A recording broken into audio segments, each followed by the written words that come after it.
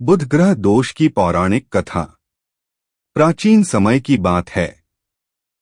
पृथ्वी पर एक राजा था, राजा सुकेतु। वह पराक्रमी था, पर अत्यंत अहंकारी भी। उसे अपनी बुद्धि पर बहुत घमंड था। वह विद्वानों, गुरुओं और ब्राह्मणों का अपमान करने लगा। एक दिन दरबार में एक ज्योतिषी ने कहा, राजन, आपकी कुंडली में बुध ग्रह अशांत हो गया है। यदि आपने अपने व्यवहार में सुधार न किया तो बुद्धि भ्रम में बदल जाएगी। राजा हंस पड़ा। उसने ज्योतिषी को अपमानित कर दरबार से निकाल दिया। बुध दोष का प्रभाव।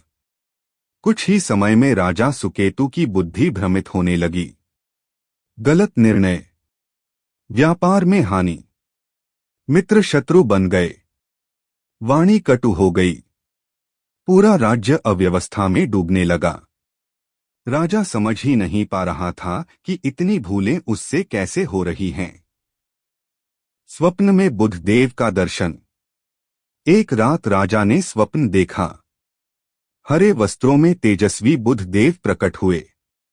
उन्होंने शांत स्वर में कहा, हे राजन, बुद्धि का उपयोग अहंकार के लिए नहीं, विवेक के लिए होता है। तुमने ज्ञान का अपमान किया, इसलिए मैंने अपनी कृपा रोक ली। राजा कांप उठा। उसने स्वप्न में ही क्षमा मांगी। दोष निवारण और परिवर्तन। बुधदेव ने कहा, यदि तुम सत्य, विनम्रता और ज्ञान का सम्मान करोगे तो बुध दोष शांत हो जाएगा। जागने के बाद राजा ने विद्वानों से क्षमा मांगी, हरे वस्त्र धारण किए, बुद्धि और वाणी पर संयम रखा, गरीब विद्यार्थियों को शिक्षा दान दी। कुछ ही महीनों में राज्य फिर समृद्ध हो गया। राजा की बुद्धि स्पष्ट हो गई। शिक्षा।